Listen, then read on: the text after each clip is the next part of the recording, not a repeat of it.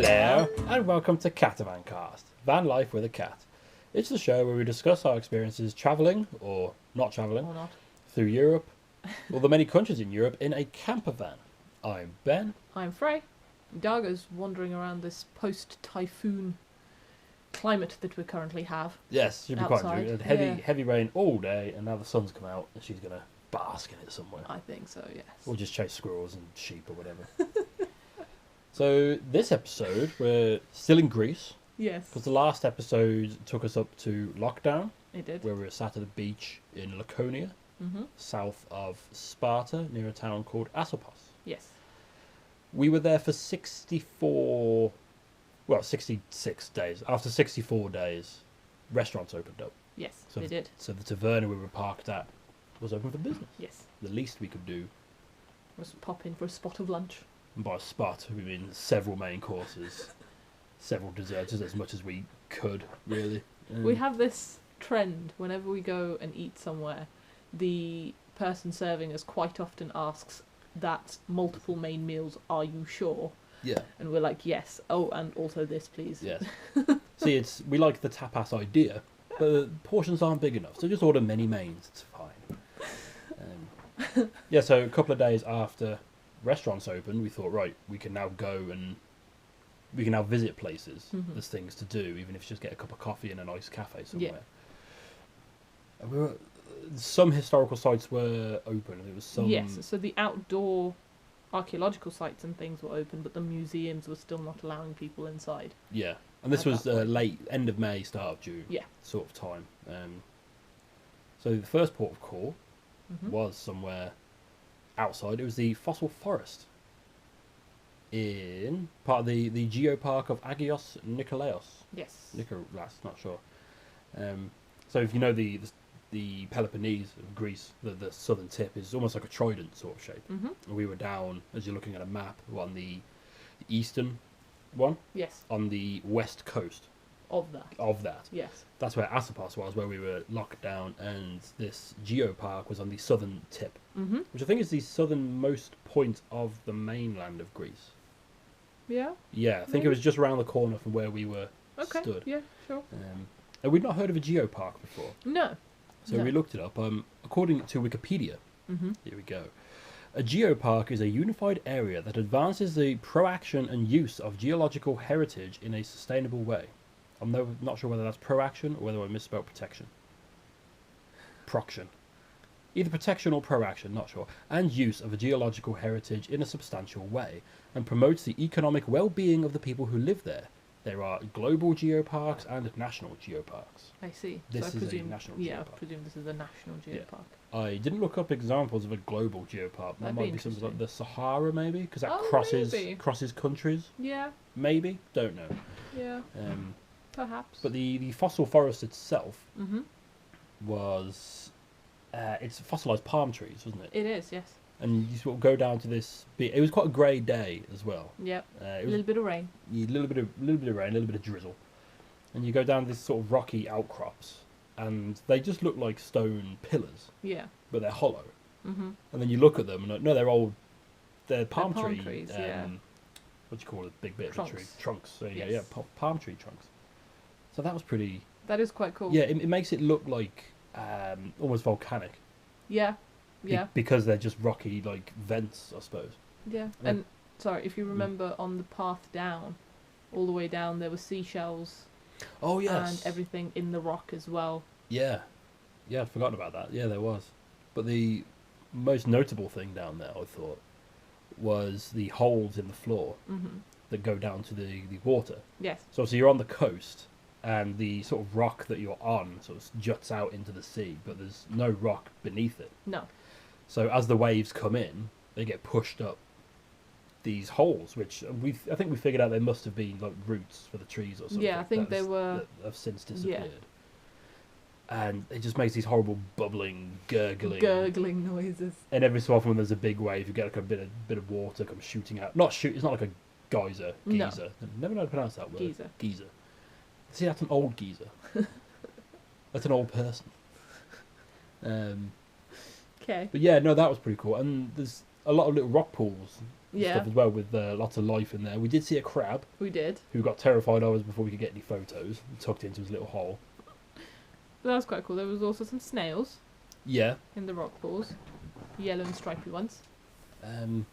Yeah, and it's a little public. It's all free. It's all open. It is. There's little footpaths to take you all round. Mm. There was another couple. I think they were German, weren't they? Yes. Another camper van pulled up. Yeah. But they were the only other people there. I imagine it's Place, very. yeah. Imagine it wouldn't be as atmospheric if it was full of people. No, but I'm wondering if that gets so full of people purely because of where it is. It is very far. It's quite far out of the way, so. Yeah. And there were no main roads going right down to No. it. Go through a lot of twisty roads, through villages. Yeah, and there's probably about 3 kilometres of just dirt track. It was just off-roading, wasn't it, getting Yeah. there? Yeah. And then on the way out, we came a different way, and that's where we couldn't find any information as to what had caused these. But there were huge boulders all over the place, and you're Yeah. sort of at the foot of a very rocky mountain, so clearly there was a huge rock slide at one point. Yeah. And it was just a field of boulders, wasn't it? Mhm. Just everywhere. Yeah. Which is very cool to look at. And there It was a was. big information board which did explain what a geopark was. Yes. It showed the extent of the geopark, which is actually pretty huge. Large, yeah. Yeah. But it didn't explain how it happened, I don't think. Yeah, it didn't explain how. We were thinking, well, how did the palm trees get fossilized? It must be a landslide. Yeah, and it's got buried or It something. must be.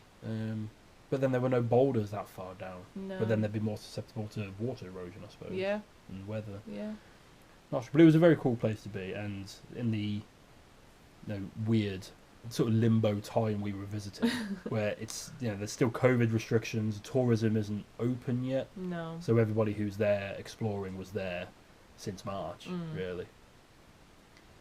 And so that was that, and then we headed north. We did find some main roads. We headed north to Monemvasia, We did. which is probably the biggest tourist draw down there. that end of the country, yeah. And according to something I read, I found that map online. It was the most popular castle in each European country. Mm-hmm. But Greece doesn't really have castles. Castles, yeah. And those are ranked according to TripAdvisor.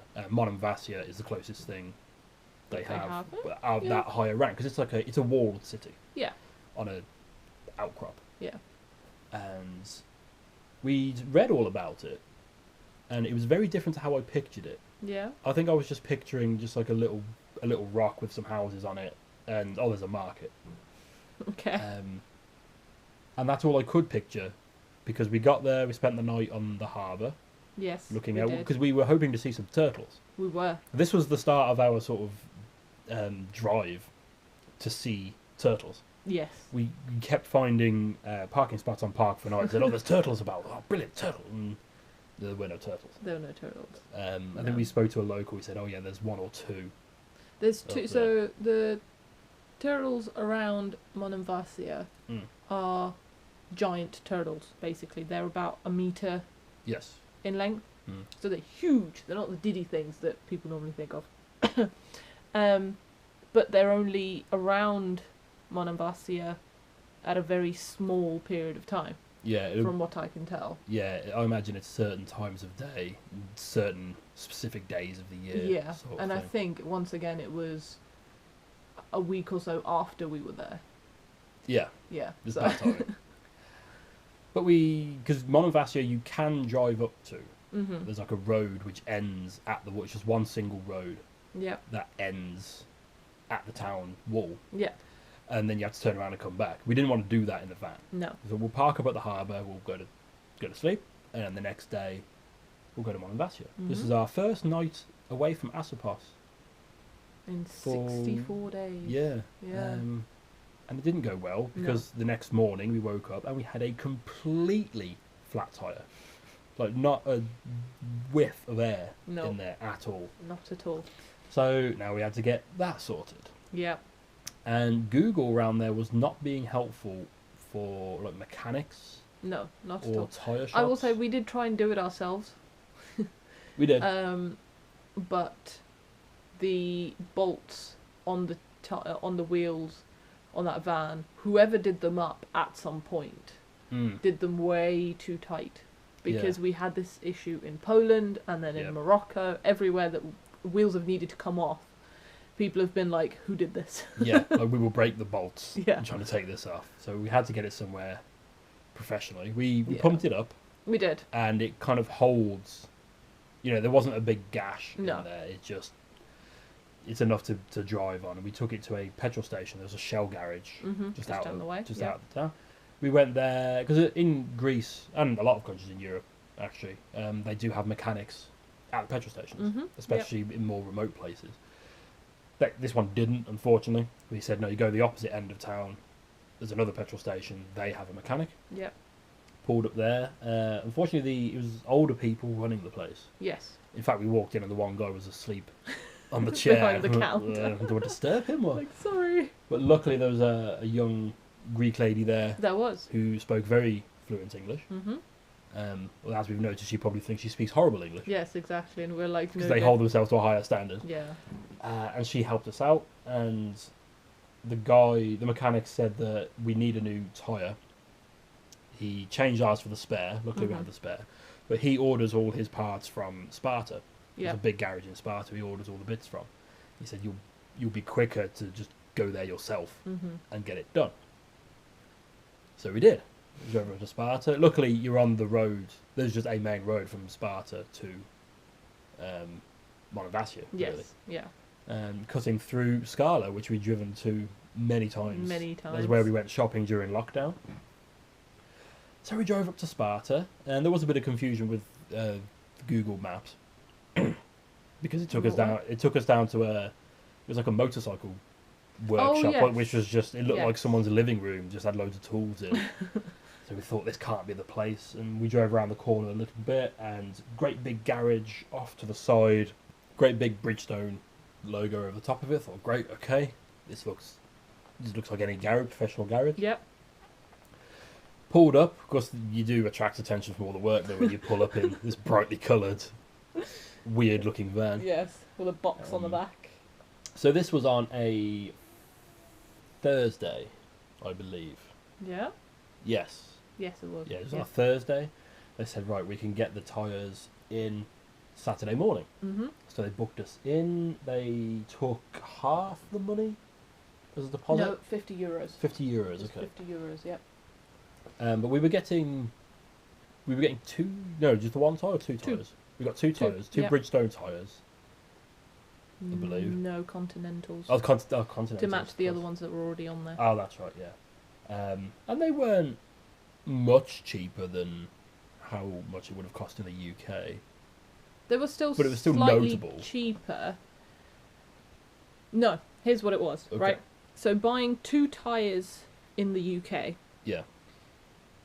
was the same cost as 2 tyres and labour in Greece. Oh, okay. That's there you what go. it was. Yeah, that's what it was. Okay. Yeah. So, again, like when we had that big chunk of metal swapped over in Morocco, Yeah. we got it cheaper than we would have done back home. Which is a benefit, I suppose, when you're budgeting. It's not something to rely on, but it is No. a nice thing when you're living on a budget like that, Yeah. that you can save little bits of It's a money nice from the little same work. surprise. And of course, you're in Greece, you're within the EU. It's a Bridgestone registered, Yep, certified. certified. There Yep. you go, service. So they're held to certain standards that they're not in Morocco. No. That's why it's so much cheaper in Morocco. But you get the quality of, well, the assumed guarantee of quality of work Yeah. in an EU certified workshop. And it does mean that Moya now has Spartan tyres.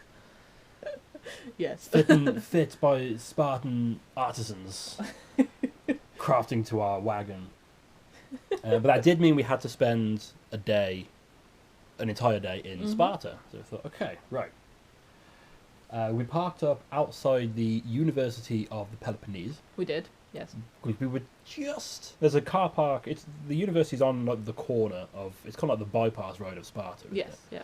And there's a big gravel car park, sorry, on the opposite side of the road. Yes. And you can just pick up the university The Wi-Fi. Wi-Fi. Yeah, which is free. So we just parked there for the night. That's where we were kind of surrounded by thunderstorms. We were, and lightning. But we were not in them. No. So it was quite pleasant weather where we were, and you could just see thunder and lightning over the hills. On the mountains on either side of Sparta. Mountains, sorry, yeah, not hill. I don't know whether we mentioned, actually, when we talked about Sparta, which I think was the last episode. but the mountains on the south side of it. Yeah. Well, they're not on the south side; they're to the west of Sparta. Okay. But when you're on the road heading south, Yeah. that's where you really see them, and they're just these huge. Like, you can see why all these mythological stories. You can see why the gods lived on Definitely. mountains. It was, Well, I remember when we did that first drive from Sparta down to Asopos, the yeah. very first time, and we saw those, and I was just like, focus on the road, please. Yes, please don't crash. But those were just fantastic because the sun was out, but there was a little bit of cloud. Yeah. Just shrouding the tips of the mountains, and it was just beautiful. Yeah, that's it.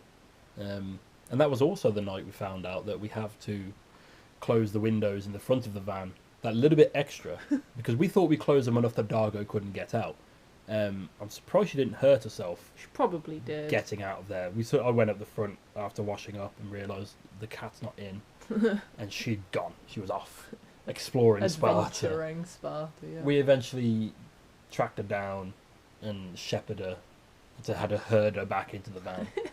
See, herding cats, it's easy. Herding cat, it's not easy, it's stressful. She sort of comes past the van into the road, and she knows enough to not stay in the road, Yeah. luckily. We got her back in the van and thought, right, we'll have the windows very much a little bit further up next time. So then we had Today to Kill in Sparta. We did. Now, the historical site was open, the ancient site of Sparta, so we could have gone there. But what our plan was to travel around the Peloponnese a bit more, and then come back to Sparta so we can do the ancient sites and the museums Yes. once the museums are open. Yes. So we didn't do that. But I decided I wanted and could afford a new camera. Yes. I wanted a new GoPro. Yes. So we thought, right, we're in Sparta, we'll look for an electronics store. Mm-hmm. So we went up the high street. As we said before, Sparta's not really a tourist-centric No. town. No. It's not that it's not tourist friendly. There's hotels and there's everything else you could Yeah, want. there's a few and souvenir shops and Yeah. museums and things like that, but it's not as heavily geared towards tourism as No. a lot of other places. if it wasn't called Sparta, I Yeah. don't think it'd get any sort of No. attention. No. And we were just looking for what do you call them, a gadget shop, like the equivalent of Courier's PC World Yeah. back here, electronics store. There you go. Yeah. And we luckily found one, and turns out they are probably the Greek equivalent of Courier's PC World. Please excuse me while I butcher the pronunciation. Kotsavalos. Kotsavalos. Yeah. And there was one in Sparta. We went in. They didn't have any of the GoPro because I'd found it online, and they didn't have any in stock. But there's another one of these stores. They have vacuum cleaners, fridges, cameras, Washing machines. speakers, washing machines. Yeah, anything electronic. Yeah. That's where They will have. that's the big chain. Didn't have the camera I wanted, so we just wandered around the town a bit more. Mm-hmm. Again, it's just a Greek. It's not the poorest of towns, No. but it's certainly not the richest of towns. No. But it's still quite a nice little main street. Yeah, That's you get down there. anything you could want Yeah. all on one big street. We did find a phone shop. There's our first Gimanos Yes. that we found, and they had GoPros in the window. Ooh, brilliant! But they were closed for siesta. Yes. So we went back to the van, and then we went back there after the siesta, and because of coronavirus, there's a big queue outside. We Outside. said before that most people are still dependent on visiting phone shops to pay their bills Yes. and such. So there's a bit of a queue, and the woman they ask you what you want before you go in. And I said, I just want to buy one of those cameras. And it turns out the cameras are, I think she said they're just for contracts. I think So so. like yeah. you take out a certain contract Yeah. and you get a camera with it. Yeah. Yeah, they have a lot of those. So we couldn't get those. So we parked up again for the night in the same spot. Mhm. Because that spot we parked up by the university was literally just around the corner Mhm. from the garage. Yeah. They didn't tell us what time to get there in the morning. No. We thought, well, we don't want to go when they open because if they're then waiting for delivery, Yeah. they may not get it till 12. But I think we still rolled around at about just before 10 a.m. Mhm. And they had the tyres there waiting, ready to go. They put some guys on it. I think the guy we dealt with, because I think it was run by the dad, Mhm. and his son dealt with us. Yeah. And they came out, they got it done. There was a bit of some juggling involved with the tyres because we weren't just having new tyres put on, we were having the other ones moved around. That's right, we'd had them rotated oddly in Morocco, hadn't we? To try and get rid of the wobble. Yeah. So now there's like one rear tyre on the front, Yeah. but not the other one. And it's like, okay, well, we want these two. We wanted the rear tyres at the front, but the new tyres at the back. But they needed to be moved around. And also, there was the spare that needed to go back on to the back, and then the punctured tyre which needed to come off. Yeah. And the new one put on. Yeah, it was funny. And it's during all this that we realised that the spare tyre mount had just sort of been bodged by previous, whoever fitted it on there, I suppose, because there were 3 bolt holes, which I assume you line the wheel up and put through the holes, but the wheel for the spare does not line up with those holes. No, so you get 1 bolt on. And these guys are trying to figure it out, and we're there like, it doesn't go. And he's like, just one? I'm like, yeah. Yeah, like, it's made it this far. Fair enough. So we were fully equipped. We were. But this was a lot earlier than we thought. And we thought, well, we don't want to go to Monemvasia, because Monemvasia is maybe about an hour and a half drive from Sparta. I don't think it's that far. And we thought, we don't want to go there now, because we want a full day exploring. So we thought, well, we need somewhere to stay for the night. And where do we know? So we went back to Asopos. So we'd spent 3 nights out, and we'd gone running back for shelter. Save us, please. But then the next day was Sunday. I thought, well, things are going to be closed. Yeah. So we spent another day in Asopos. So we thought, Monday, this is it. Monemvasia. Again, luckily, you come off the main road. Asopos is just off the main road between Monemvasia and Sparta. So back on that main road. Down to Monemvasia. We parked... So Monemvasia, you don't know. Because I think the best way to describe it is kind of like Gibraltar. Geographically. It's not a different country. No. But you have the town on... I just think, is that the new town of Monemvasia? The town's called Gafira, I think. Oh, okay. But that's on the mainland. That's on the mainland. And then there's a causeway. Yep. And then there's just a big mountain, basically, with a town on the one side of it. Yeah. And that's Monemvasia. Yeah. It's a walled fortress town. And so you can drive on there, but there's a big car park on the mainland for large vehicles. Yeah. Which is where we parked up. And we walk, and you walk all along the coast, and the town is on the opposite end of the island. And there were ruins of things and walkways to the upper, they call it, the upper part of the city, but they were all closed. Yeah. Because of COVID. They can't guarantee. Again, Greece was very strict on their restrictions when they introduced them, and some of these were like, well, it's a walkway, and if people were passing, you can't keep that 2 metre distance. Yeah. So they closed the walkways. Not that you could keep 2 metres apart on the tight streets in the town, but whatever. They can't close an entire town. No. People live there. Despite it being walled and perfect to be closed off. But no, you walk through clearly the old gate, which is sort of... Yeah. It's not a straight way, because that's not a good defensive thing. You have to sort of go round an S-bend. Yeah. If they put a gift shop in now. And then you're out, and you're just in these just tight Greek streets. That's the best way I can think. Yeah, tight Mediterranean, paved. They're paved? Is that what they're paved. Yeah. Streets. It's I think of it. I think it's Mykonos what people think of when it's like the white buildings with the blue dirt. It's like that, but with a more varied colour scheme. It's not all white, so it is the tight street, uphill, downhill, little squares here and there. More sandstone, I want to say. Yeah, because it was a fortress. It wasn't built to look nice. And you can just follow the sort of path all the way down through the town, out the other side, and there's a lighthouse on the far.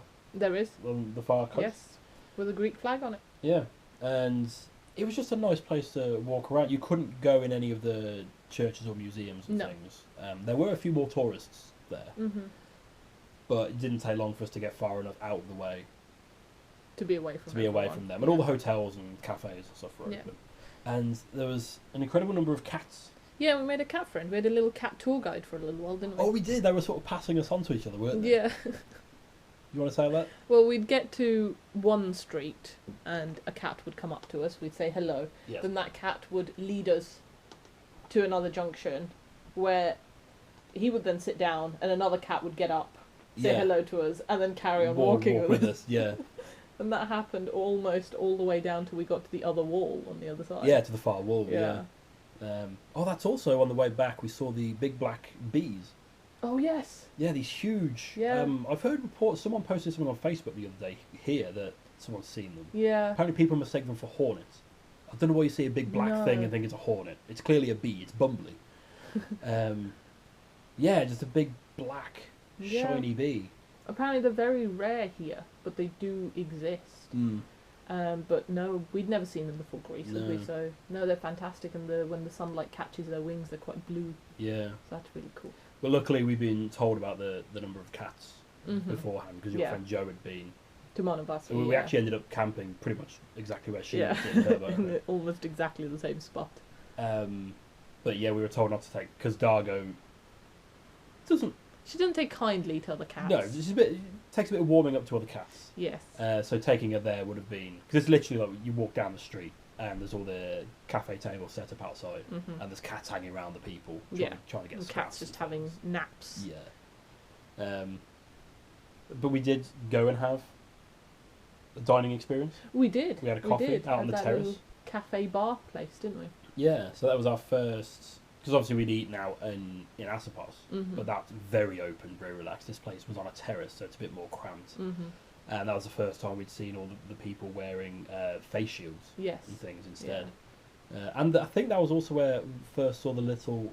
So you got the normal masks people wear. Yeah. You got the plastic face shields, which you wear Yes. as a headband, and then there's like the chin scoops. Is the only way I can think. Like you strap them. I don't know whether they're strapped around your ears I or think what. it is around your ears. But they're kind of up at an angle from your chin, aren't they? Yeah. To cover your mouth. But there's just enough clear plastic to cover, like, just below your chin and then just above your nose. Just above your nose, yeah.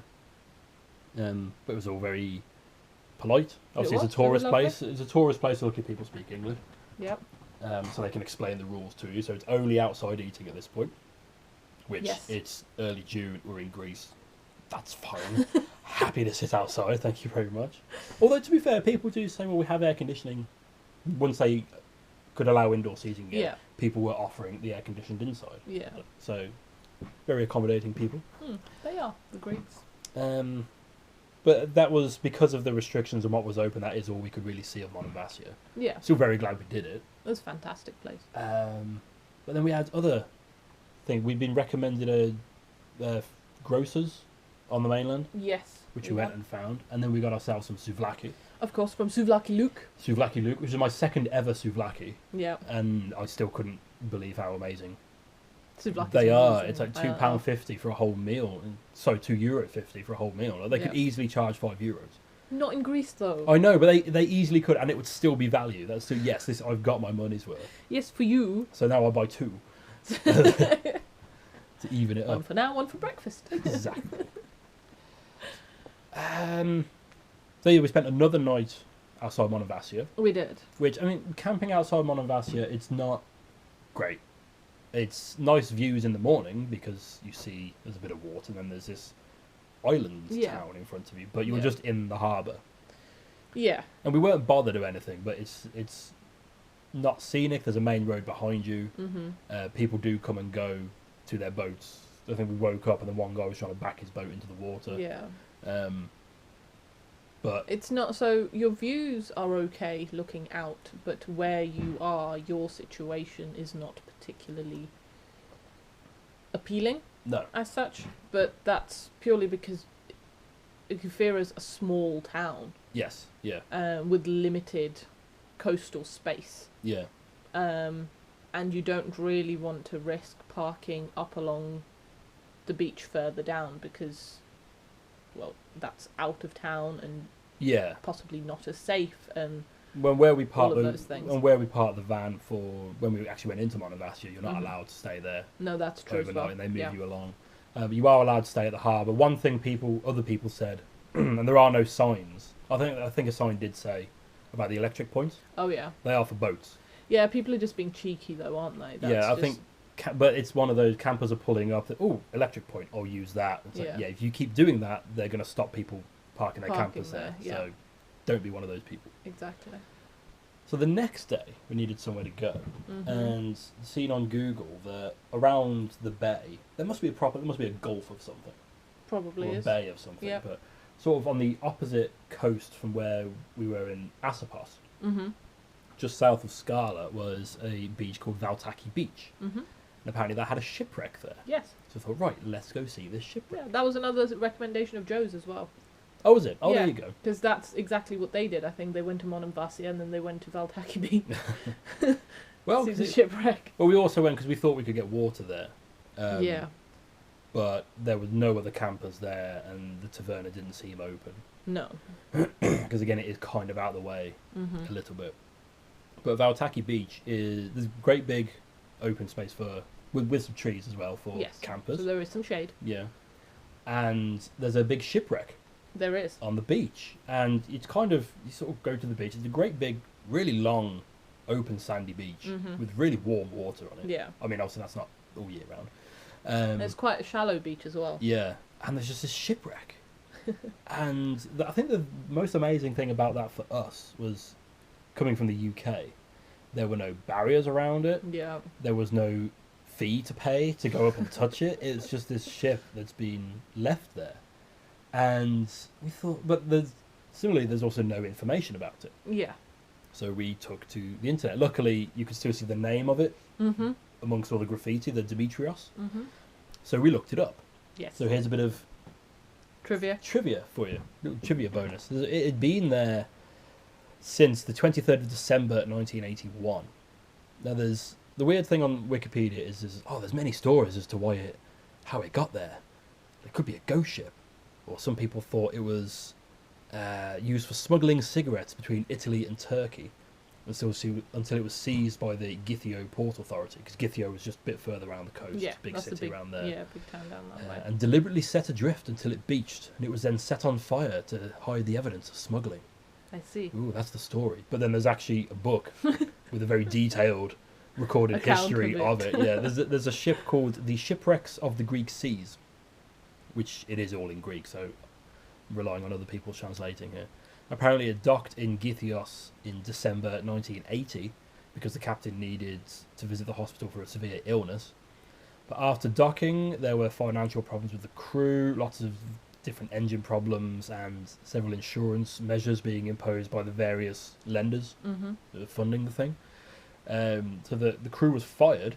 Okay. And the ship was left in the care of just two men. Doesn't say who. It gives their names on Wikipedia, Yeah, but which I'm not doesn't going to say pretend. who Doesn't say who they were. I assume they were locals because they weren't part of the Port Authority. Only know that because it was docked in Githio until June 1981, when it was declared unsafe due to wear on the docking ropes, the hull starting to let water in. It was starting to lean a bit to the one side. Oh, I see. Water was slowly coming in. The authorities asked it to be moved out of the port for safety reasons, but the owners didn't respond until November. So it must have got quite a lean on in those few months. But according to the book, before they moved it, the ship was swept out about 2 nautical miles due to severe weather. And they temporarily anchored it there. That didn't hold, and it got swept away again until it finally beached at Valtaki, where it is now. Yeah. In December 1981. And there were no attempts to recover it. And it's just there. Yeah. There you go. Well, as you kind of alluded to the fact that Greece has a lot of shipwrecks Yes. around. I think the vast majority of them are underwater still.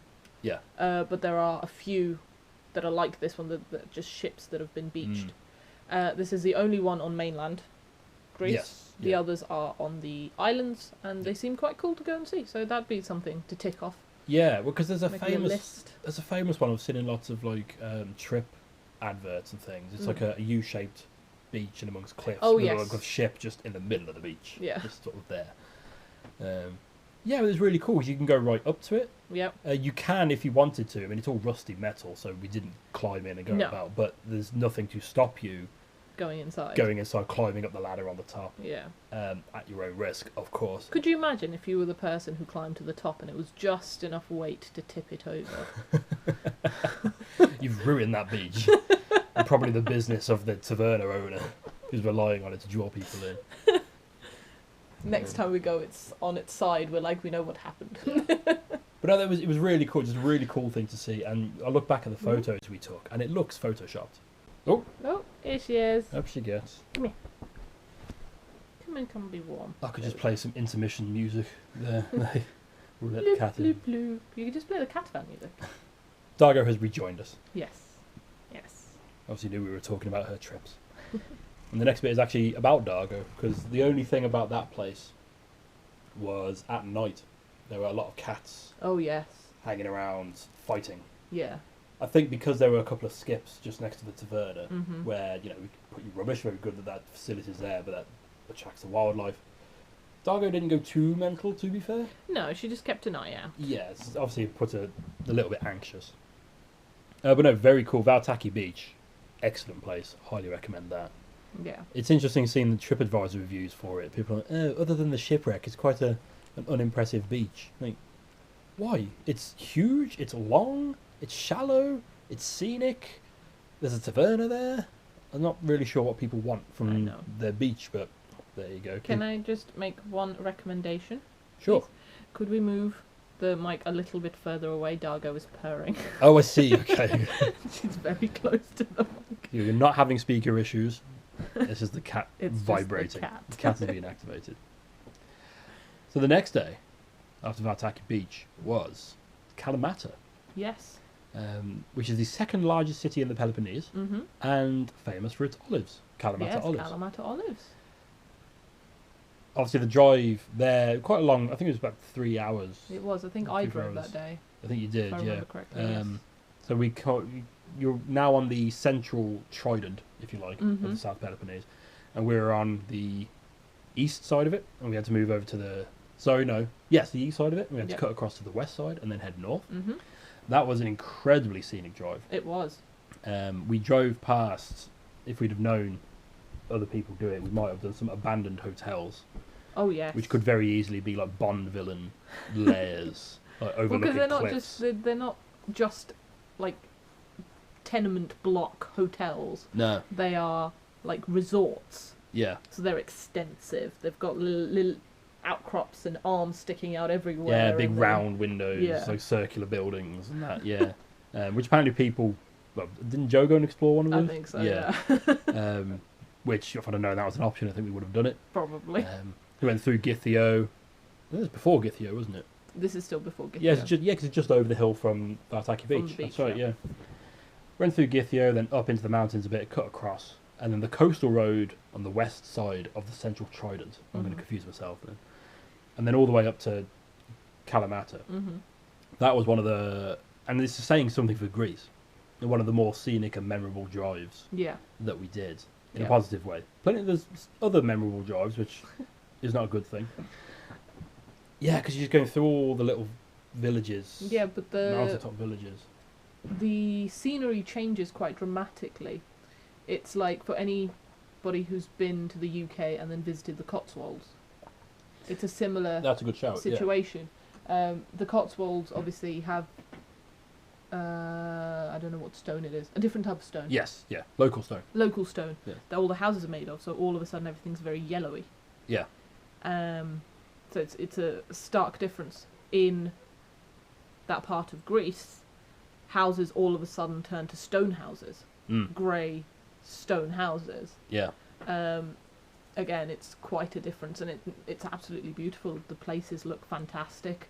Yeah. The streets are all narrow and tighter, but Yeah. that doesn't matter. We couldn't live there in Moya. No, not If so we much. had I a think house. we'd annoy people a lot. Yeah. But yeah, no, that was amazing, wasn't it? All the little villages around that way. It really was. And you can see where they're building like holiday resorts and things down by the coasts, things Yeah. like that. But up into the mountains, it's quite separate from everything. From everything, Yeah. you're quite far away from civilization. Really. Yeah. Dargo, will you please settle? You're being a menace. And then we got into Kalamata. We did. We parked down by the harbour, Mhm. which was free, I think, just for that time of year. Because Yeah. even if COVID wasn't happening, it wasn't quite the on season No. just yet. Because a lot of car parks in Greece, especially in the cities, are seasonal on their Seasonal, yeah. prices. Half the year they're free, the other half they're not. This time it was free, and we didn't really have much in Kalamata to see. No. We started heading towards the castle, which was on. Basically, we're on right on the southern end of the city. Mhm. The castle's up on the northern end of the city, Yep. and we knew there was a great big park that runs north to south through the middle of the. Mhm. So we thought we'll head there, and that actually turned out more interesting than we. It did because it had those trains. Yeah, it's the Municipal Railway Park, Yeah. which, if I remember it correctly, was all it's all must have been used At railways some point, because yeah. there was an old station which is now like an information Mhm. centre, and there's just trains on train tracks, that are just parked up and they're maintained and preserved, and you can have a look at, and you can have a look around the old train station, and they run all the way through. And then the rest of the park is just really nice, shaded walkways, benches, fountains, little water Little features. stream, yeah. And Kalamata seems that middle bit anyway, because you come up through the park and then into what I suppose you call the modern city centre. That's like the high streets and all the bistros and cafes and things. It looks like a very nice city. It does. Again, most things were still closed. We got to the castle. I think that was actually open, as in generally, but it closed at 4 p.m. It did, and we couldn't find the entrance.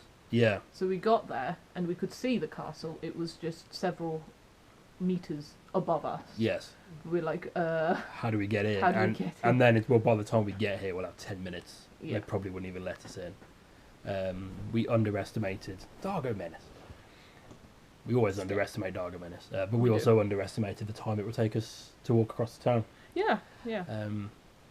But there was another one of those, I've forgotten how to pronounce it already, the electronic stores. Cotavolos? Costavalos, or something like that. So we went in there. That was a big 2-story one. They had loads of extra bits. Yes, they did. Like bigger sections for everything. Unfortunately, not quite the camera I was looking for. They had all the other models, didn't they? They had all the other models. Yeah, the more expensive ones, which I couldn't afford, and the cheaper ones, which I did not want to buy. Kotsavalos. There you go. Kotsavalos. I don't know. We don't know where the extension goes. Oh, so I we don't know, know yeah. how to pronounce it exactly. We'll just call it the electronics store. Oh, you got written it down there, Kotsavalos. Yeah, I didn't have the camera, and then we just headed back, got some ice cream. We did. Because ice cream stores were open, and we ended up walking back through so we're only a couple of streets away, running parallel to the main one we'd come up. And you can kind of tell that, the main part of the city, if you like, is just that one central boulevard bit, because then we're just basically. walking through residential, not particularly well kept looking residential with blocks of flats and things like that. Oh, we also walked past, if you remember, that restaurant that's on a ship. Oh, we really did, old down at the ship. dock, yeah. Oh, that's right, yes. Yeah, and I recently found it again. Yeah. Because you can have parties on it, you know. You They can take hire out the boat. Yeah, that'd be kind of cool. That would be pretty cool. We headed back down to the van and headed out west past the airport, because Kalamata has an international airport, which is handy, because if you want to go to the Peloponnese, you don't have to go to Athens and then drive for 4 hours. And we headed out to another taverna beach thing, kind of, near the village of Analipsi. Or Analipsi, no, Analipsi. We were the only people there. Just look at all the photos, and it's lined with camper vans up this kind of dead-end tarmac road. But we were the only people there in a camper van. And there were showers on the beach. There was a shower. One shower. On the beach. Kind of, it felt a bit weird though, because it's facing away from the beach. Yeah. And it's set right back in amongst hedges. Which I suppose is kind of an attempt at a privacy sort of thing. Yeah. So we waited until the middle of the night, because there were some people hanging around on the beach. Yeah. We waited until the middle of the night when everyone had gone. Luckily it was near enough a full moon. Yeah. So there was some light. And they just had it was not warm water. Nope. It was cold water, high pressure, cold water in the middle of the night. So that was very much a utilitarian shower. It was. But it was a moonlit shower, and that's how we shall remember it. Yes, moonlit, yes, positive. Spent a very quiet night there. And then you'd found a beach for our destination for the next day. Yeah. Which was it Sari Beach? I think so. I think it's Sari. I've lost where I am now. I can't even find it. Sari Beach, yeah. Which, again, so now we're on the western point of the Trident of the Peloponnese, which is the title I've just given it, on the eastern coast. So again, we headed south a bit and then cut across to the western coast, which is then just the west coast of Greece. Yeah. Then. And it was all fine. Further, again, more coastal roads down the tarmac. Until. Down past one bit, the road sort of dipped right down to go past the beach where we could have parked up, and then comes up another steep hill, and then the tarmac finishes.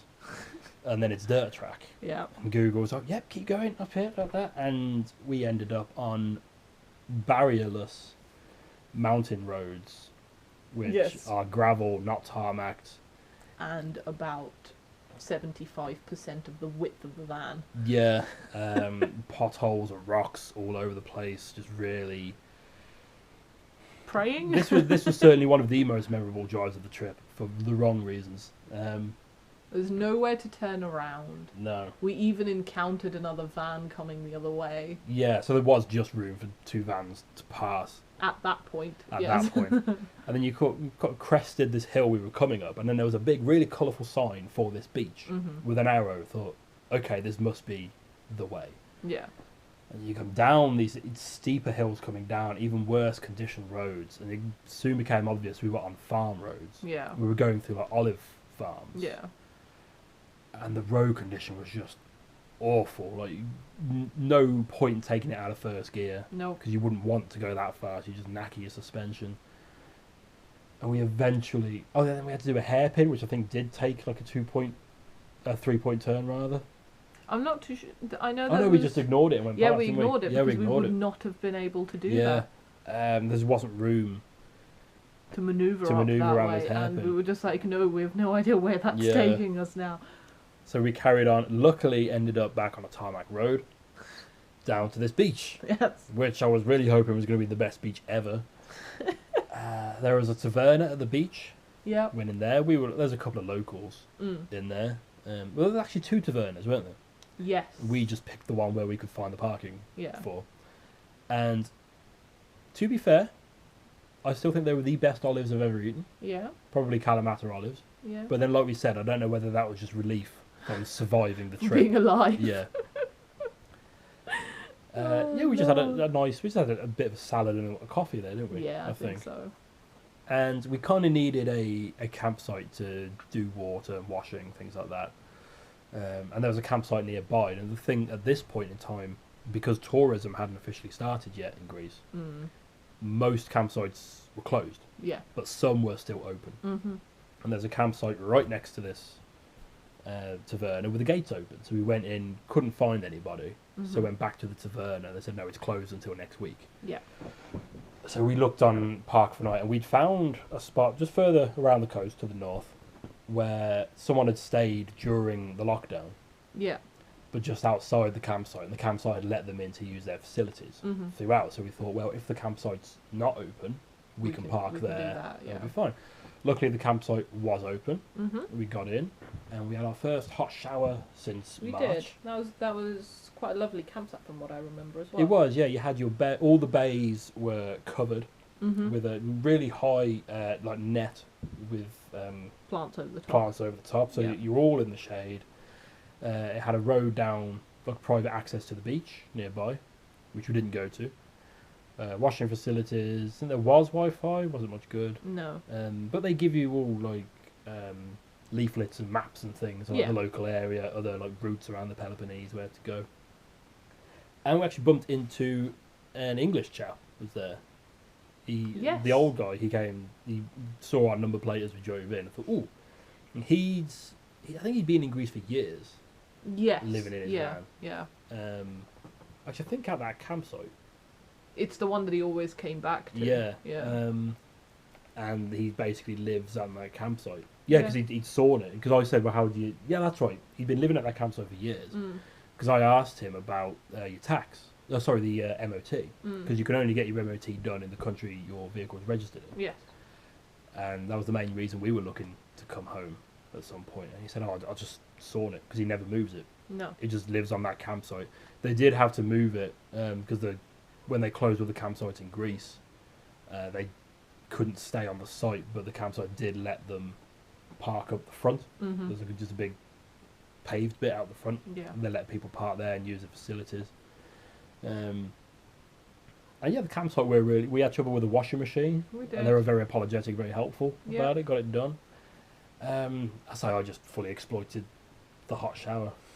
Just stood under it for half an hour. Because we did have we had a hot bucket of water in Yeah. in Asopos. Because we had the water heater. Yeah. But it wasn't a shower. No. That you couldn't stand under there and just let it happen.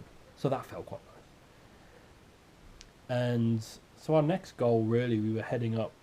There was a Temple of Apollo quite far north. Yes. It was going to take us a couple of days. Into the middle to of the get there, Peloponnese, yeah. really. Yeah.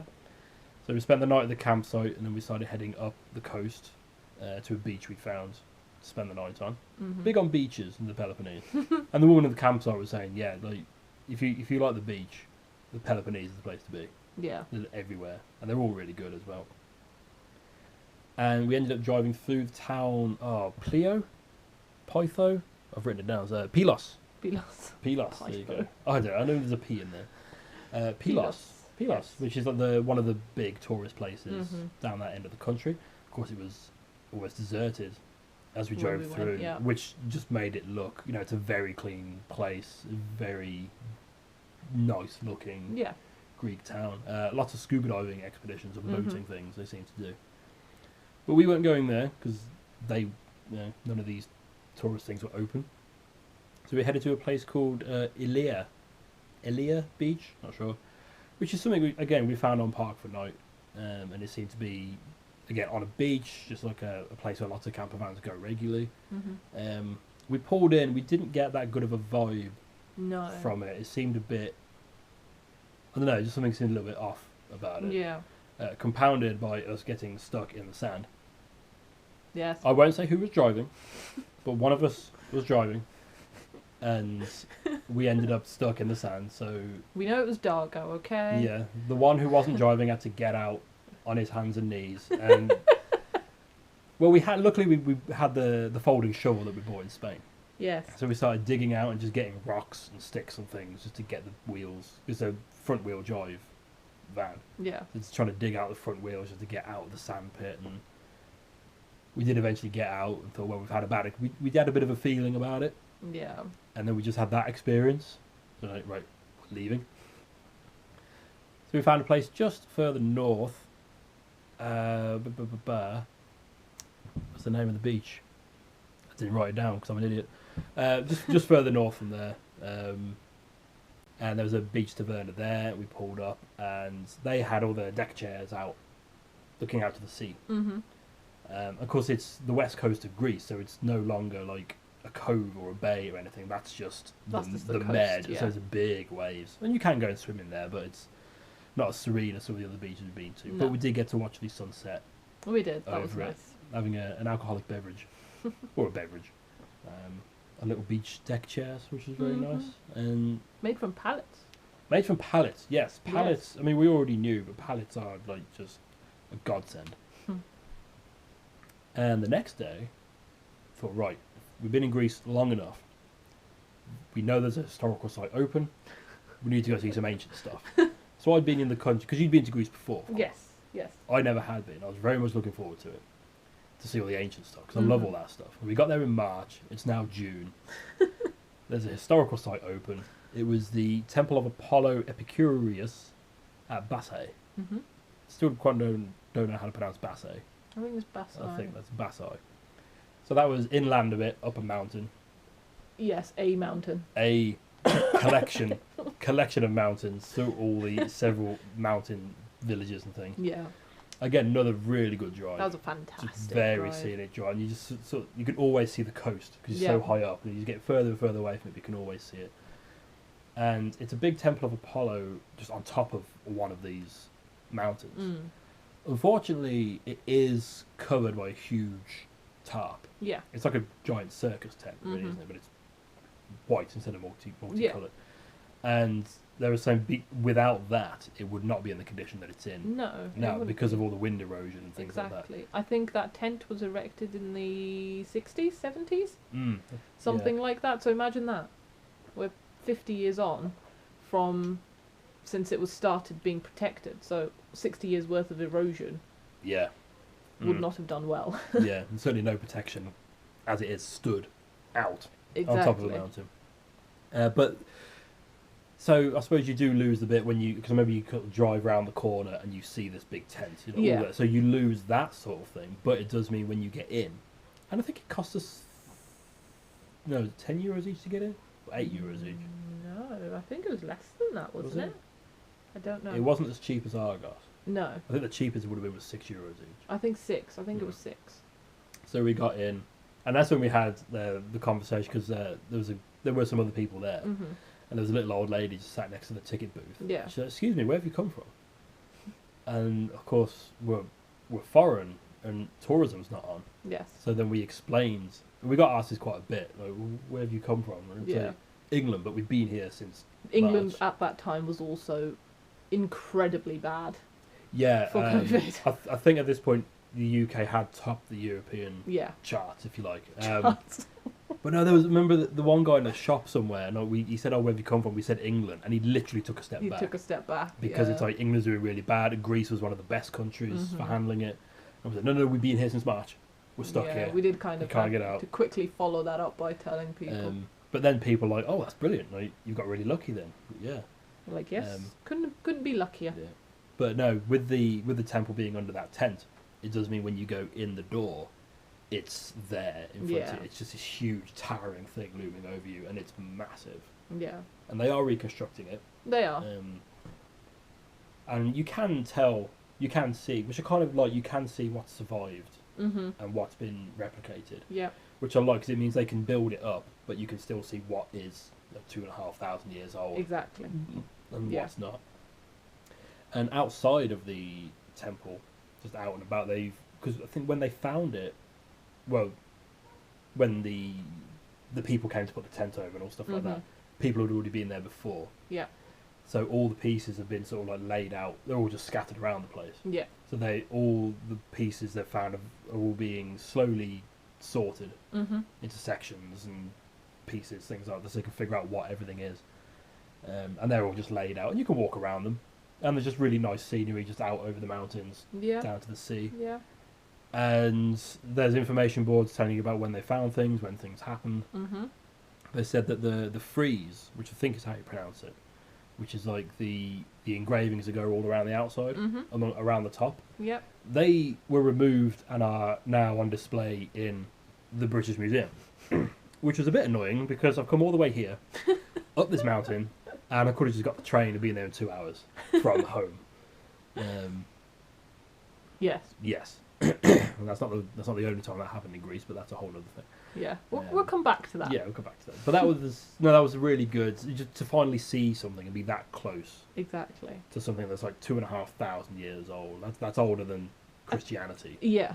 I think, as you say, having the tent there, it doesn't. Yes, you can't see the temple from the road, but it does. It's more of a surprise, and it's more magnificent.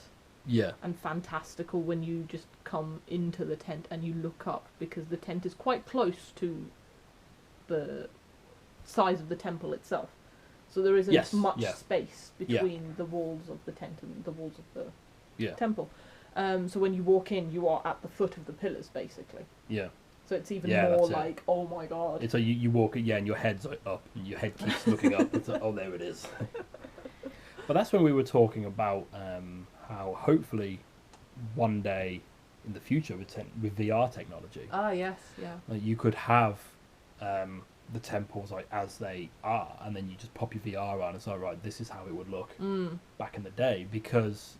And we had the same thought at Delphi, when we were just when we were just peering through the gate, that these temples are built in these magnificent places, like these mountain tops with these huge views. Yeah. And that makes sense because you're in God country, which is lost a little bit when you're in a tent. Yeah. So it would be amazing to be able to just see that. I mean, that might be on the Greek Assassin's Creed. I'm not sure. I don't know. I hope so. That'd be quite cool. But yeah, I think we kind of hope that's where it would go in the future. Yeah. Because we went to Vianden Castle in Luxembourg, and that had been rebuilt to how it would have been. Yes. Because it was left in ruin. Yes. But on the other hand, I kind of like to see what had survived from then. So I think with the VR thing, that gives you both. That gives you both. Like you can see, well, this is how it is now, and this is what it used to look like. Yeah. Plus, the other thing is that with all the restoration and everything, one thing that people forget is that these buildings weren't just marble or stone. They were painted.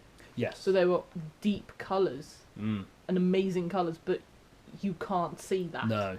Whereas again with the VR thing, people can extrapolate. People have extrapolated. Yeah. As we know from later. So yeah, you could see exactly how everything would have been painted. Yeah, yeah. Because that was the thing. I think it was on QI or something. They said, "Oh, why do Greek statues not have pupils?" Mm. And it's something I never thought about. So, yeah, why don't they? It's because they painted them. Yeah. Just paint little black dots on them. Yeah. Easy. Which looks a bit more unnerving, actually. But I don't think it's little black dots. They must have painted irises, not well, just maybe. pupils. I don't know. But I think that makes them look less like statues and more like horror creatures that are about to come to life. Yeah. So we're up on top of a mountain. We can't really hang around. That's when Dargo started a fight with 2 stray cats. Because She has no fear. No. None whatsoever. She will go after dogs. She will go after multiple cats. Maybe even sheep. We don't know. No, that's why we don't let her out at night, because there's badgers and foxes around here, and we don't want to. Exactly. Well, she Getting told it that over it, camel off. Yeah, in Morocco. the Sahara. So you don't know what she's capable of. She looks innocent, but yeah, she's not. She can handle she's a herself. killer. So we ended up heading back down the way we came, because I think at this point I'd found a shop that had the camera I wanted, Yes. and that was in Patras, or Patra. Patra? I think the Patras. Greek is That's Patra. which is the biggest city in the Peloponnese. Yes. And that's where the big port is. That's where a lot of ferries will drop you off on the Peloponnese, the big ones. Which is right on the north. So we're about halfway up the Peloponnese at this point. So we headed back down the way we came, which we didn't mind doing because it was such a good drive. Exactly.